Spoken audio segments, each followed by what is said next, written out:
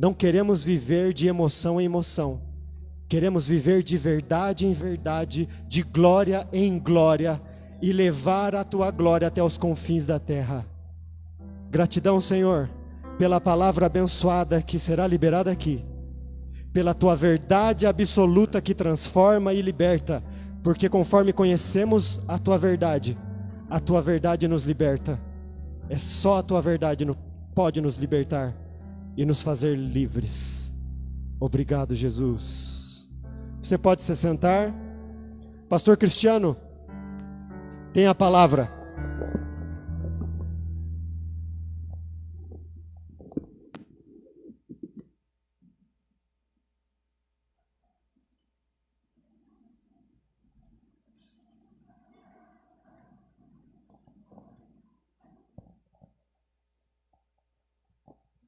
Amém, gente?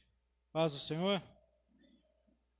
Maravilha a gente já começar o culto com este mover do Espírito, não é mesmo? De adoração, de louvor. E mais maravilhoso ainda é a gente ver que o mover do Espírito, ele não para por aí. Nós temos vivido uma época muito abençoada, se é que eu posso dizer assim, em que Deus tem trabalhado, em que Deus tem mudado as nossas vidas, que Deus tem trazido unidade no meio da igreja, em que as pessoas estão se manifestando em Deus, cada um aí tomando a sua posição no ministério e se destacando numa área. Isso é glorioso. Vemos como Deus tem encaixado as peças da igreja e como Deus tem trabalhado. Uma pessoa se preocupando com a outra, uma pessoa ajudando a outra. Isso é obra do Espírito que nós lemos lá no livro de Atos. E eu fico muito feliz por isso, porque às vezes a gente espera que a obra do Espírito seja de um jeito, mas Deus ele vem e trabalha de um jeito um tanto quanto diferente do que nós imaginamos. É muito perigoso, né? Eu sempre falo aqui, é muito perigoso para o cristianismo, é muito perigoso para o cristão quando nós temos em mente uma coisa, uma obra, e eu achar que Deus tem que trabalhar daquele jeito, que Deus tem que fazer as coisas só daquela maneira, porque Ele vem e faz o contrário. Eu já falei aqui da entrevista que eu vi com aquele rabino, que ele dizia assim, um rabino dos dias atuais ali, explicando porque ele não cria no Novo Testamento, porque ele cria no judaísmo, e ele dizia assim, a principal razão que ele deu, que segundo ele, o Novo Testamento foi criado pelos romanos para inibir o crescimento do judaísmo em Roma, porque havia uma profecia que o Messias viria e libertaria o povo de Deus, o povo de Israel do cativeiro romano. E veio um Messias totalmente diferente, os judeus não aceitaram. E aquele rabino dizia que não, esse Messias aqui que os cristãos pregam, isso não existe. A profecia é que o Messias seria um general. Aí eu te pergunto, aonde tem essa profecia? Até o livro de Malaquias, que é onde se encerra o Antigo Testamento, não vemos profecia nenhuma de Messias libertando o povo de Deus do cativeiro de Roma. Até porque, não estou lembrado aqui o contexto histórico, mas eu acredito que Roma nem dominava Israel naquela época. Talvez nem fosse a grande potência que era na época de Jesus. Mas alguém pôs isso na cabeça. O Messias vai ser um cara igual Gideão, vai ser um cara igual Jefté, vai ser um rei igual Davi. E por ter essa cabeça, por ter essa mentalidade, o Messias veio diferente. Veio humilde, não era da nobreza, ainda que fosse de linhagem real. Muito obrigado. Mas era de uma família falida, porque alguém que é descendente de rei e hoje trabalha de carpinteiro, podemos dizer que era uma família falida. E era pregador, era humilde, andava no meio ali de todo mundo, não tinha luxo. E as pessoas que esperavam um grande rei, que esperavam um grande general, se decepcionaram e não creram. E isso acontece nos nossos dias, quando nós oramos por uma coisa, para que Deus opere, para que aconteça, e não acontece da maneira que esperamos. Às vezes você põe todas as suas forças numa coisa, e Deus às vezes até te responde, mas não da maneira que se esperava. E às vezes acabamos rejeitando o melhor de Deus, rejeitando a bênção, rejeitando a obra do Espírito. Porque temos em nossa mente a nossa verdade, e não a verdade do céu, e não a verdade de Cristo. Eu vejo muitas pessoas, às vezes, pregando até com uma certa ousadia, com certo conhecimento, mas que se fecha em determinados assuntos. Hoje eu quero falar a respeito da obra do Espírito. E por falar em obra do Espírito, esses dias eu vi algo interessante. Nesse contexto que eu estou falando aqui das pessoas ter uma coisa em mente e não se abrirem para o novo de Deus, para aquilo que Deus está fazendo. Eu vi um pregador falando porque ele não acredita na obra do Espírito, que ele não acredita no batismo com o Espírito Santo, na evidência do falar em línguas. E ele dizia assim, olha, eu não posso aceitar porque no livro de Atos, capítulo 2, diz que as pessoas ouviam os irmãos glorificando a Deus em sua própria língua materna. Então, era uma maneira deles se comunicarem. Mas aí, mais adiante, a Bíblia diz que quando Filipe pregou para os samaritanos, Pedro e João foi lá e impuseram as mãos sobre os samaritanos e também receberam o Espírito Santo e falavam em línguas e profetizaram. Aí esse cidadão, mas é porque foi quando os samaritanos foram aceitos na igreja. Não sei de onde ele tirou isso, porque Jesus já tinha passado pelos samaritanos, já tinha samaritanos que conheciam Jesus. Mas e quando Pedro prega para a família de Cornélio? E a família de Cornélio recebe o Espírito Santo também? Mas foi quando os gentios foram aceitos na igreja. E ele parou por aí. Mas se tivesse oportunidade de conversar, eu diria para ele, mas e quando Paulo está pregando lá para os gentios? Falavam a mesma língua deles, já tinham sido evangelizados, eu creio que por Apolo, e quando Paulo prega e ministra, eles também recebem o Espírito Santo e também falam em línguas. Por quê? Se aí os gentios já tinham sido recebidos na igreja, os samaritanos já tinham, por que uma nova geração de gentios teria que receber? Mas como uma pessoa ela foi ensinada a pensar daquela maneira, não se abre para pensar em novas coisas. E, consequentemente, não se abre para receber algo melhor da parte de Deus e algo novo da parte de Deus e estaciona. E é ali onde as águas do Espírito são represadas e é ali onde Deus para de operar. Porque neste momento nos fechamos. E a Bíblia diz, eu estou à porta e bato, se você abrir, eu entrarei. Cearei, eu com você, você comigo. Mas às vezes nos fechamos, porque cremos que será de um jeito, mas Deus quer fazer de outro. Você crê que Deus vai te exaltar e Deus quer te levar para um caminho de humildade. Ou você pensa pequeno, quer ter uma vida de humildade, mas Deus quer te levar mais alto. Precisamos abrir a nossa mente, precisamos abrir o nosso coração para recebermos de Deus e para sermos guiados pelo Espírito. Quando o povo de Israel ele foi levado para o deserto, a Bíblia diz que morreram todos os homens de guerra durante 40 anos. Toda uma geração de 20 anos para cima teve que morrer para que o povo pudesse entrar na terra prometida. E a Bíblia diz que por causa da rebeldia, da rebelião. Aí quando Jesus é levado ao deserto, a Bíblia diz, e ele foi levado, passou 40 dias guiado pelo Espírito. Qual foi a diferença de Jesus e da nação de Israel? Que a nação de Israel se rebelou. Jesus ele deixou ser guiado pelo Espírito. Ele foi dirigido, ele ouviu a voz de Deus. Nós, cristãos, precisamos aprender a sermos guiados pelo Espírito, a sermos dirigidos pelo Espírito de Deus. A Bíblia diz que o Espírito de Deus ele nos guiará a toda a verdade. Ele nos ensinará a respeito de Jesus. Ele nos ensinará como devemos agir. Precisamos dessa direção no nosso dia a dia. Sabemos qual decisões tomar. A Bíblia diz que aquele que se achega ao Senhor, ele ensinará o caminho que deve escolher. Às vezes nós estamos ali numa sinuca, numa encruzilhada, não sabemos o caminho que tomar, mas precisamos buscar em Deus. Senhor dá sabedoria, Espírito Santo dá direção. A igreja precisa ter essa comunhão com o Espírito Santo novamente. É interessante que no livro de Atos era muito comum as pessoas terem comunhão com o Espírito Santo, era muito comum as pessoas serem guiadas pelo Espírito Santo, era muito comum. Agora hoje nós temos perdido esse hábito. Por um tempo, algumas denominações tinham o hábito apenas de estudar a Bíblia. Aí veio outras que quiseram buscar apenas coisas espirituais e por não conhecerem a palavra, entraram em heresias. E às vezes ficam entrincheiradas, uma lutando contra a outra. O que nós precisamos? Achar o ponto de equilíbrio nisso. Não podemos ter uma vida tão espiritual a ponto de criarmos heresias por não conhecermos as Escrituras, mas também não podemos ter uma vida tão seca, de andarmos apenas na nossa mentalidade. De andarmos apenas na base do, vou tentar sorte aqui, vou tentar sorte ali. Porque muita gente vive uma vida toda rodeando o deserto. E anda para um lado, e anda para o outro, e bate cabeça para um lado, e bate cabeça para o outro. nunca se posiciona, nunca produz um fruto para o Senhor, porque não é guiado pelo Espírito. O Senhor está mandando você ficar num lugar e você quer sair e ir para outro. Ou o Senhor está mandando ir para outro e quer ficar ali, na zona de conforto.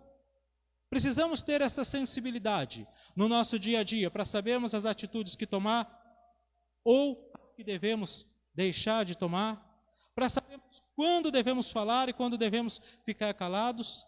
Precisamos ter a direção do Espírito Santo no nosso dia a dia. A igreja precisa voltar a ter comunhão, a ter tempo. Você já percebeu que quando você faz uma canção ao Espírito Santo, ou quando tem um tempo orando para que Deus traga a manifestação dele, coisas novas acontecem? Parece que uma presença diferente tem na igreja, um mover diferente. Porque ele, Jesus, deixou o Espírito. Jesus disse: convém que eu vá para que o Consolador venha. E ele vem para nos ensinar, ele vem para nos guiar, para que a gente possa glorificar o nome de Deus aqui na terra. Só que se nós negligenciarmos isso, vamos ficar uma vida seca, uma vida paralisada. E a coisa mais triste, no meio do povo de Deus, no meio de uma igreja, é quando você vê uma igreja em que Deus não opera mais. É quando você vê um lugar onde as pessoas tentam tocar as vidas pelo seu próprio intelecto ou pela sua manipulação. Você já viu aquele louvor que não está fluindo, Deus não está operando, e a pessoa está tentando: ô fulano, louva, ô, levanta as mãos, igreja clama, igreja grita, mas Deus não está operando. Já viu aquele pregador que acaba de trazer uma palavra e quer chamar as pessoas para receberem Jesus, mas o Espírito não convenceu as pessoas do pecado, da justiça e do juízo, e então fica: venha, venha, e começa a ter umas revelações lá daquelas, que é facinho de fazer, essas aqui eu revelo também. Começar, ó, Deus está me mostrando que aqui tem uma pessoa que hoje teve uma certa angústia e falou que já está desistindo, isso, aquilo. Quem é? Se eu falar isso daqui, eu tenho certeza que alguém levanta a mão. Se eu falar: olha, tem alguém aqui que está com uma dor de cabeça crônica, isso, aquilo. Se eu falar, eu sei que alguém vai levantar a mão. Mas muitas pessoas usam desse artifício para trazer as pessoas, porque o Espírito de Deus não está mais operando.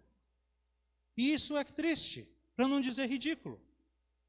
Precisamos buscar o Espírito, precisamos ter esse desejo de vivermos para Ele e de trazermos o Espírito em nossa vida de novo. O texto que eu quero usar como base da ministração de hoje, Atos 1:8, eu acredito que você deve saber, de cor e salteado. E recebereis poder ao descer sobre vós o Espírito Santo, e ser-me-eis testemunhas em Jerusalém, em Samaria e nos confins da terra. A igreja, por muito tempo, ela foi fundamentada neste texto. Fundamentada, viveu por isso, porque recebeu o Espírito, porque creu, porque recebeu poder, porque Deus operou, porque no passado pessoas tiveram o desejo e buscaram ao Senhor a este ponto, pessoas pagaram o preço para isso. É interessante, eu estava vendo os pregadores, que trouxeram aqui esse mover pentecostal, vamos dizer assim, do Espírito, nessa revelação do Espírito Santo, dos dons espirituais, vamos dizer assim, a humildade e também como que eu vou dizer assim, as lutas que esses homens enfrentaram para trazer essa revelação. Porque o primeiro que pregou sobre isso, até onde eu sei, eu acho que o nome dele se pronuncia assim, vocês sabem que meu inglês é péssimo, mas Charles Parham, um pregador que no passado foi envolvido com a Ku Klux Klan. Então, já não é um cara bem visto, Um cidadão que foi envolvido com um grupo racista, trazido pregar aqui na igreja, já é uma pessoa excluída. Mas a Bíblia diz que não há pecado imperdoável, que se você se arrepende, você pede perdão, o Senhor aceita, independente daquilo que você fez. Por mais terrível, por mais vergonhoso que tenha sido. Mas a Bíblia diz que se confessarmos nossos pecados, Ele é fiel e justo para perdoar e purificar. Então Deus pega um cidadão que teve um passado vergonhoso desse e o salva. E revela a ele, através da sua palavra, sobre o Espírito Santo. Amém? E esse homem cresce e tem uma escola. E Deus pega lá de uma cidade grande e leva agora um pregador negro. Agora você imagina um cidadão que fez parte da Ku Klux Klan, numa época onde negros e brancos não poderiam frequentar a mesma escola, não poderiam pegar o mesmo ônibus, um tinha que ficar na frente, outro tinha que ficar atrás, etc. E agora esse pregador que é negro, ele quer entrar para a escola desse homem que foi da Ku Klux Klan. E esse homem aceita. Imagina a luta que ele enfrentou. Imagina chegar lá os parceiros dele da Ku Klux Klan e falar: ô cidadão, você sair do nosso meio aqui, você se tornar pastor, até que vai. Agora você querer criar uma unidade aqui, e lembrem-se que Luther King nem tinha nascido nessa época. Mas ele aceita, e aquele cara vai lá, ele recebe, aquele senhor vai, ouve a palavra, recebe e leva para a sua cidade essa revelação. Para a famosa Rua Azusa, e lá tem o grande mover do Espírito. Então vocês percebem que para você viver uma vida no Espírito, existe um preço a se pagar também. Porque eu falando aqui parece até simples, mas se você analisar o contexto da época, não era uma coisa simples. Havia mortes por causa disso, havia violência por causa disso. É só, não precisa nem pesquisar num livro, né? Assiste algum filme aí que já vai ter uma noção. Mas enfim, foi necessário para que pagassem um preço de oração, um preço de jejum e um preço de renúncia, para que chegasse até nós essa ministração, para que essa palavra chegasse até nós, e hoje nós soubéssemos disso. E hoje nós temos facilidade em aprender, facilidade em ouvir, o que muitas vezes não temos é disposição para querer buscar. Então precisamos do Espírito, ele é o centro, ele que vai trazer toda a verdade. A Bíblia diz lá em João 14, 26, que ele ensinará toda a verdade, que ele vos guiará a toda a verdade. Jesus, ele nunca disse que ele deixaria um livro para nos guiar. Jesus, ele nunca disse que deixaria homens ou mulheres para nos guiar, mas ele disse que deixaria o Espírito. Jesus diz: errais não conhecendo as Escrituras e nem o poder de Deus. Porque quando nós conhecemos o Espírito, ele nos revela o livro. Você já viu aquelas pessoas que dizem assim: ó, eu estou lendo a Bíblia, mas eu não entendo nada, dá sono, é maçante. Eu sei que a maioria das vezes as pessoas falam isso por preguiça mesmo e para ter uma desculpa para não lerem a Bíblia, ou porque quando começam a ler, a sua vida lá começa a ser confrontada, porque toda vez que você estudar a palavra de Deus, isso vai trazer um conflito interior, porque você vai ser levado a ver os seus erros e vai ter que tomar uma posição. Então muitas pessoas usam isso como uma desculpa para não lerem. Mas a realidade é que se você ler a palavra sem o Espírito para te guiar, vai ser apenas um livro, como qualquer outro. E não vai ter entendimento nenhum.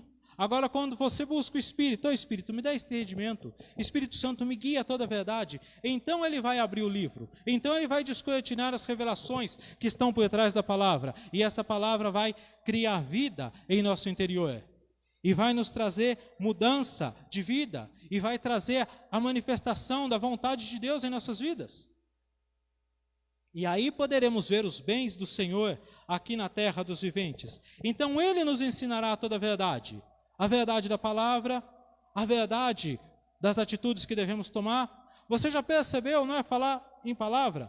Eu sei que eu dei uma pincelada agora há pouco sobre isso, que a maioria das heresias e dos falsos profetas, eles nunca têm como desculpa um versículo bíblico para pregarem as suas heresias. Eles sempre têm algumas revelações mirabolantes que tiveram.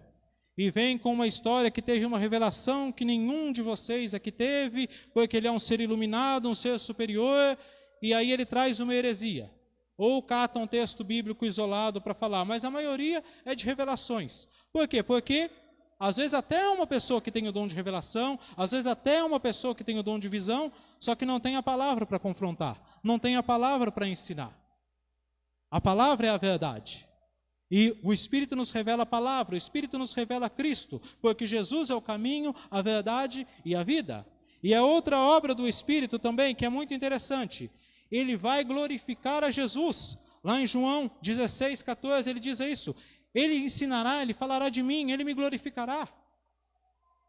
É muito perigoso uma ministração, uma palavra que não tenha Jesus como centro, que é o que boa parte dos ensinamentos que temos hoje aí, bombando a internet ou a TV, tem sido, não é? O ser humano como centro. as suas necessidades como centro. Eu tive uma experiência que eu comecei a ler a Bíblia ainda menino, sem ter ninguém para me ensinar, não tinha muito entendimento. Mas eu li algumas coisas. E no SBT passava um desenho chamado Desenhos Bíblicos. Eu sei que isso daqui que eu estou falando é coisa lá do Eco da Véia. Você vai chegando aos 40 anos, você vai começando a lembrar coisa aí que o resto não sabe, mas é bem isso. E comecei a ver aquele desenho e comecei a ler algumas coisas da Bíblia e era interessante. E quando eu vim para o mundo evangélico, ainda garoto, uma coisa que chamou a minha atenção é que a maioria das pregações das igrejas que eu via não tinha a ver com o que eu tinha lido na Bíblia, ainda menino, e com o que eu via nos desenhos. Porque eu via as pessoas pregando Jesus como centro, eu via as pessoas sofrendo muitas vezes perseguições pelo Evangelho, eu via Jesus sendo glorificado, e você vê em muitas pregações atuais que o que é o ser humano como centro. Ó, vem aqui que você vai ser abençoado, vem aqui e dá 10 que você vai sair com 30, sei lá o que mais, que é uma coisa, vem para a minha igreja que tem a solução para o seu problema, que é uma coisa que eu acho complicada de se pregar, porque se a pessoa não tem problema nenhum, como é que você vai pregar aí para um jovem que não tem problema nenhum, que está aí, ó, no auge da forma física, que está com dinheiro no bolso, que não tem doença, que está perfeito. Então essa parte, ó, solução para o seu problema já é uma coisa que fica um pouco descartada. O centro da nossa mensagem tem que ser Cristo. Há um Deus e um mediador entre Deus e os homens, Jesus Cristo, homem. Cristo em nós, a esperança da glória. E o Espírito ele vem para fazer isso, uma mensagem que não tem Jesus como centro. Ela não pode ser uma mensagem cristã. Pode até ser um cristão que está pregando, mas ele está com o seu foco desviado. Ou por maldade, ou por inocência, ou por ignorância mesmo, mas não é o foco principal do Evangelho. O foco principal do Evangelho é Cristo, que ele veio para buscar e salvar aquilo que havia se perdido, que ninguém vem ao Pai senão por ele, o caminho, a verdade e a vida. Essa é o foco principal, não as nossas necessidades, ainda que ele tenha solução para todas as nossas necessidades. Seria uma tolice eu dizer que não tem, porque a Bíblia diz, se quiseres e me ouvires, comereis o melhor desta terra. Ele sempre tem a solução, ele sempre tem o melhor. Pereceria se não cresce que verei os bens do Senhor na terra dos viventes. Ele tem o melhor para nós, ele tem a solução, mas o centro da mensagem não é esse. O centro da mensagem é Jesus Cristo, Senhor e Salvador de nossas vidas. Uma outra obra do Espírito. Se a gente for falar toda a obra do Espírito aqui, não dá tempo, não é? Se a gente for analisar minuciosamente. Então vamos fazer aqui, né, resumidamente, como puder. Mas ele vos convencerá do pecado, da justiça e do juízo. Muitas vezes é difícil a gente falar isso. Porque quando pregamos sobre o pecado, justiça e juízo, saímos um pouco da nossa zona de conforto.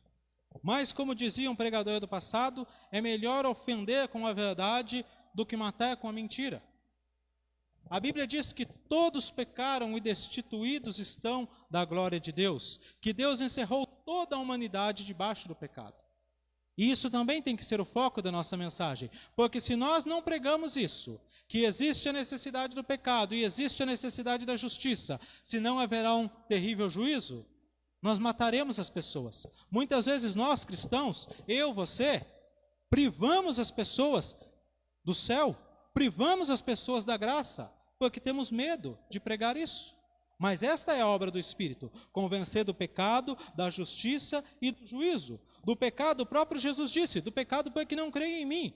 Todos pecaram e destituídos estão da glória de Deus. Todo ser humano nasce no pecado. Eu, você, a minha filha ali, aquela menininha lindinha, todos nós aqui nascemos no pecado. Davi diz, ó, em pecado me concebeu minha mãe, em pecado eu fui formado. Paulo diz, em minha carne não habita bem algum. Todos nós agora, se Davi e Paulo, que eram grandes servos de Deus, que tiveram grande experiência com Deus, já diziam isso, imagine nós. Imagine a nossa própria vida. Precisamos entender isso, que nascemos no pecado e precisamos da justiça. Porque a justiça, o que é a justiça? Fomos justificados pelo sangue de Jesus. Jesus, ele pagou o preço, a justiça de Deus. Ele sofreu a ira de Deus para que nós fôssemos salvos. A nossa justificação, ela está em Cristo, ela não está nas obras. Por isso que no começo ali eu falei, né, do pregador que teve lá um passado terrível de racismo, mas Deus o usou. Porque a justiça não é pelas nossas obras, não é por o quanto fomos bons, não é por o quanto eu me dediquei, mas é pela graça, é por Cristo. Por isso que você vê pessoas que tiveram um passado terrível, um passado muitas vezes de violência, de prostituição, de tráfico, e quando vêm para Cristo são transformadas e são usadas por Deus. Porque o Senhor não faz acepção de pessoas, mas a justiça é para todo mundo. Quando você vem a Cristo, se arrepende dos seus pecados, reconhece Jesus como Senhor e Salvador, a justificação, todo aquele castigo que era para ser seu, já foi aplicado em Cristo. Então a justiça e a salvação é aplicada em sua vida. E por fim, o juízo, porque, como diz Hebreus 2, verso 3 e 10, verso 29, como nós escaparemos se negligenciarmos tão grande salvação? Depois de tudo isso, Deus se fez homem, pagou o nosso preço, foi humilhado, foi rejeitado, morreu a pior morte que existia na sua época, para que eu e você fôssemos salvos. E pior do que a morte de cruz, né? Ele sofreu a ira de Deus. Porque você vai ver que Jesus, antes de morrer, lá no Getsemane, ele suando sangue e chorando, e ele diz, Pai, passa de mim esse cálice. Mas Jesus não tinha medo da cruz, porque depois de Jesus, outros cristãos foram crucificados e foram contentes. Pedro, segundo a lenda e a tradição, quando ele ia ser crucificado, ele falou, olha, não me crucifica aí em pé não, porque eu não sou digno de morrer como meu Senhor. Crucifica aí de cabeça para baixo. André crucificado em X, e outros cristãos que foram para as arenas dos leões, que foram queimados vivos, por amor ao Senhor, eles não tinham medo. Então Jesus também não tinha medo da cruz, Jesus não era covarde. Do que Jesus tinha medo? O cálice continha a ira de Deus. Não é isso que eu ia falar lá no Apocalipse? O cálice da ira de Deus. E Jesus bebeu o cálice da ira de Deus por nós, por mim e por você. Agora, como diz o escritor aos Hebreus aqui, como nós escaparemos se negligenciarmos tão grande salvação? O que resta para nós? O que mais que Deus pode fazer por você, se Jesus já fez tudo? Aí precisamos tomar posição e aceitarmos e recebemos essa grande salvação do Senhor. A obra do Espírito é glorificar a Jesus. A obra do Espírito é trazer a pessoa de volta para a palavra. E será um erro muito grave de nossa parte se fugirmos disso. Se fugirmos de Cristo como centro e de fugirmos da revelação da palavra de Deus. Eu sempre falo isso e eu sei que eu bato nessa tecla e eu acredito que tem pessoas que saem daqui e devem falar, olha, o cristiano quando prega ele fala todo dia a mesma coisa. Mas a palavra de Deus é algo importante para fundamentar a nossa vida. Nós precisamos ler, precisamos nos alimentar, precisamos conhecer, porque senão grandes heresias vão ser formadas em nossa mente e nós vamos nos afastarmos do Senhor. Como diz lá o profeta Jeremias, que 2 erros cometeram o povo de Deus. Se afastaram do Senhor, manancial de águas vivas, e criaram para si cisternas rotas, poços secos. Quando nos afastamos do Espírito e nos afastamos da palavra, é isso que vai nos acontecer. E o Senhor, Ele também traz os frutos do Espírito, que não vou entrar aqui porque são muitas coisas, que é a transformação de Deus em nossa vida. Quando Paulo ele fala a respeito lá dos que são chamados para o ministério, né, que tem que ter certos requisitos, não ser violento, não ser espancador, não ser cheio de vício e por aí vai, ter bom respeito dos que estão de fora. Ele não pede nada além para os ministros daquilo que ele também pede para a igreja. Que você tenha uma vida reta, uma vida santa, uma vida pura. E essa vida reta, essa vida pura, ela vem resultado do nosso relacionamento com Deus e do nosso relacionamento com a palavra. Não tem como a gente querer estabelecer regras. Você tem que andar assim, você tem que andar assado. Se nós não temos o Espírito para nos convencer, o Espírito para nos guiar e a palavra para estabelecer a nossa cultura, para estabelecer a nossa regra de vida, digamos assim. Não tem como fazer. Eu exigir que na igreja tem que ser feito assim, ninguém de nós vai conseguir. É como o apóstolo fala de vez em quando, a religião ela coloca a coleira no pitbull. Segura ali as suas ações, mas a hora que você tira a coleira, o pitbull vai sair mordendo do mesmo jeito, porque assim é a nossa carne. Ela não tem bem algum. Mas quando nós temos um relacionamento com o Senhor e com a sua palavra, a nossa vida começa a ser transformada, a nossa consciência começa a ser transformada e a mudança no nosso dia a dia é consequência. Não tem como. Mas para finalizar, eu não posso deixar de falar sobre isso, que também o Espírito ele nos traz poder.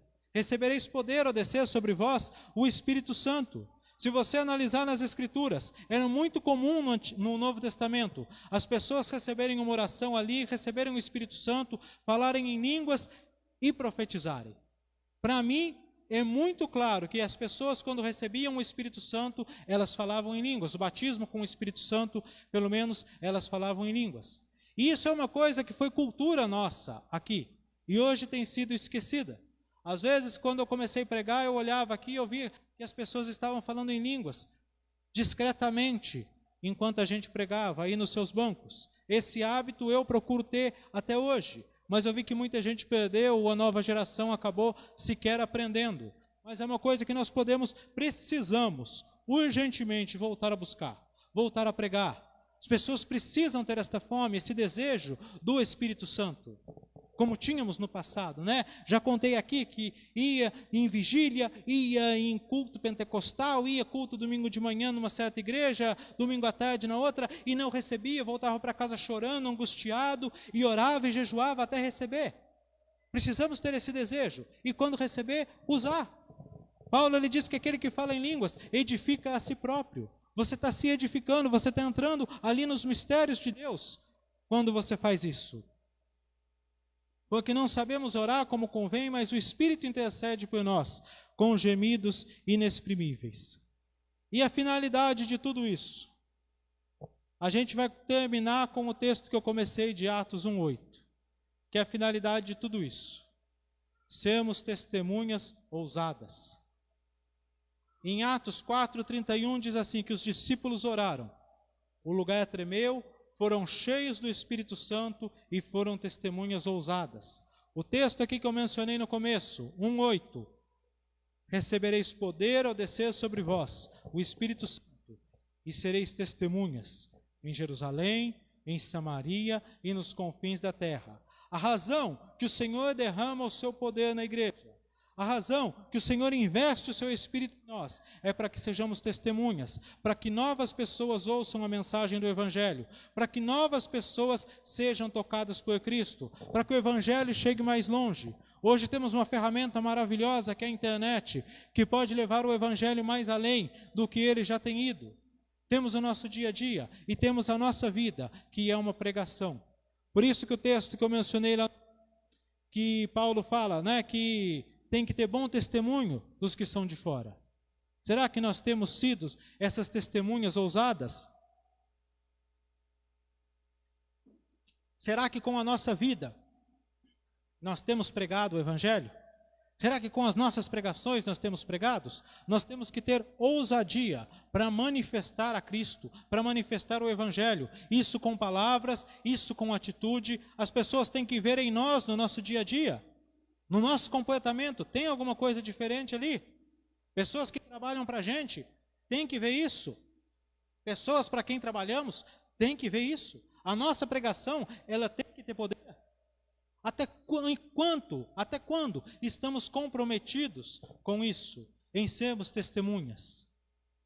Será que somos mesmos testemunhas de Cristo? É interessante as testemunhas de Jeová. Não vou falar mal deles não, porque embora eles tenham um entendimento equivocado, eu não estou falando mal. Se você quiser saber o que eu penso das testemunhas de Jeová, um dia eu fiz um vídeo, uma live, depois até pus no YouTube, uma palavra a respeito da pandemia. E eu falei a respeito de por que o mundo está desse jeito, ao meu ponto de vista. Porque cristãos de todos os tipos têm a sua maneira de negligenciar a palavra de Deus. Nós, evangélicos, pegamos textos isolados da Bíblia que convêm a nós e queremos fazer disso a nossa regra de fé e prática. É assim que a maioria da igreja evangélica vive. Católicos que também são cristãos Recebem aquilo que vem do alto como verdade absoluta e nunca questionam. Testemunhas de Jeová, que também são cristãos, recebem aquilo que vem do alto, que vem lá de cima, da sua sede, estuda aquilo que vem da sua sede e não questiona para querer saber além daquilo, para saber se aquilo lá está certo. Um dia eu disse para um deles, eu falei, olha, você acreditar que tudo que um homem fala é a verdade absoluta, é muito perigoso. Então, mas as testemunhas de Jeová, elas têm umas coisas interessantes, que eles acreditam naquilo que eles ministram, e eles pregam de casa em casa, eles pregam para as pessoas, e eles não negam a sua fé, jamais. Aí nós dizemos que nós temos um conhecimento além do deles, porque afinal de contas nós abrimos a Bíblia e estudamos ela toda, ou pelo menos livro por livro, independente de quem está ensinando, e isso é muito bom. Mas, às vezes, não temos essa ousadia de falarmos, não temos essa ousadia de pregarmos para as pessoas, não temos ousadia para manifestarmos Cristo. E pior ainda, quando falamos, mas a nossa vida não condiz com aquilo que pregamos. É muito pior. Precisamos ser testemunhas. Porque se nós não vemos a necessidade de levarmos o Evangelho para fora da igreja, de levarmos o Evangelho além da nossa casa, pessoas vão morrer sem Cristo, sem salvação, a igreja nunca vai crescer, enfim. E a Bíblia diz que no final dos tempos o Evangelho seria pregado. Seria um tempo de heresia, seria um tempo de apostasia, mas seria um tempo em que o Evangelho seria pregado. E esse é o nosso tempo. Sei lá quanto tempo mais teremos até a volta de Jesus. Uns dizem que está próximo, outros dizem que não. A verdade é que só Deus sabe. Mas a verdade é que nós não podemos passar a nossa vida sem deixarmos uma marca, sem sermos uma testemunha. Hoje está fácil. Você pega esses discípulos lá da época de Cristo, perseguidos pelos judeus, perseguidos pelos romanos, perseguidos por falsos irmãos, mas mesmo assim não negavam a sua fé, mesmo assim testemunhavam com poder. Esta é a finalidade da obra, por isso o Senhor investe poder na igreja, por isso o Senhor investe unção e o Senhor investe o Espírito. E para finalizar, tudo o que precisamos está nele. A Bíblia diz que Deus, Ele não dá o seu Espírito por medida. Houve um tempo que a gente ficava, o Senhor vai dar uma unção específica. Já vi gente dizendo, olha, enquanto não tiver unção específica na igreja, isso ou aquilo não vai acontecer. E hoje, graças a Deus, o Senhor nos faz ver que isso é um equívoco. Pode ser que, num momento ou outro, Deus use uma pessoa mais numa área ou mais em outra, mas a verdade é que o Senhor já deu o seu Espírito. E Ele não dá o seu Espírito por medida. E tudo o que precisamos está no Espírito. O que precisamos é mergulhar nele. O que precisamos é entendermos isso. Tomarmos posse daquilo que é nosso e entrarmos. Buscarmos o Espírito com intensidade. Você sabe quando você tem um problema ali, difícil de se solucionar, e você busca de todas as formas a solução para aquele problema? E você ora de novo, e você jejua, e você pede ajuda para um, pede ajuda para outro, você busca entendimento naquela área para sair daquela situação. É assim que tem que ser a sua busca pelo Espírito. Uma busca intensa, uma busca constante. Não, enquanto o Senhor não operar, enquanto o Senhor não fazer, eu não vou parar. Porque a Bíblia diz isso, e eu quero ver isso. Eu quero ver os bens do Senhor na terra dos viventes. Como Jacó segurou lá o anjo, não, eu não solto, se eu não me abençoar, eu não solto. É assim que precisamos ter, intensidade, buscarmos com fé, buscarmos com força de vontade. Às vezes, Deus não opera, não é porque Ele não quer operar. Às vezes Ele não opera porque não existe um comprometimento da nossa parte para que o Senhor faça isso. Não existe um comprometimento meu e seu de trazermos de fato as manifestações do Espírito, com salvação, com o nome de Jesus sendo glorificado, com poder para tocar vidas. Depende de nós. O Senhor, Ele já fez tudo o que Ele tinha de fazer. Agora depende da nossa resposta para Ele. Amém? Coloquem-se em pé.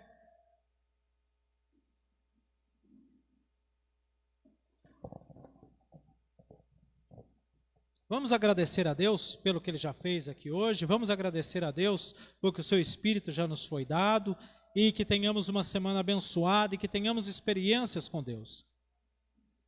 Senhor, eu te agradeço, Senhor, pelo que o Senhor está em nosso meio. Agradeço, Senhor, pela tua graça, pela tua presença aqui. Eu sei que vidas já foram tocadas, Senhor Deus, que a nossa comunhão contigo tem crescido, tem aumentado, e o Senhor tem operado na igreja nesses dias, trazendo unidade, trazendo amor, Senhor, trazendo restauração. Eu te agradeço por isso. Senhor, que cada um de nós, Senhor, possa ter uma experiência real. Espírito Santo, eu peço que o Senhor que convence as pessoas do pecado, da justiça, do juízo, o Senhor que nos guia a toda a verdade, venha nos guiar, Senhor, venha nos guiar a toda a verdade, venha nos ensinar a respeito de Jesus, como diz a tua palavra, serão todos ensinados por Deus. Vem, Senhor, trazer-nos experiência, leva pessoas a terem desejo, Senhor, de receber o Espírito Santo, de ser batizados com o Espírito Santo. Visita pessoas, Senhor Deus, por esses dias, visita, Senhor Deus, a cada um de nós, Senhor, nesta semana, visita, Senhor Deus, despertando nas madrugadas para orar, despertando um desejo por Ti, pela Tua palavra, despertando um temor, Senhor, em nome do Senhor Jesus. Toque em nossas vidas e nos guia a toda a verdade, e nós Te agradecemos, porque eu sei que o Senhor nos ouve. Bendito seja o Teu nome, Senhor. Amém. Algum aviso? Acho que não, né? Acompanhem aí pela internet os avisos que todo dia tem lá no grupo. Até a semana que vem, Deus abençoe.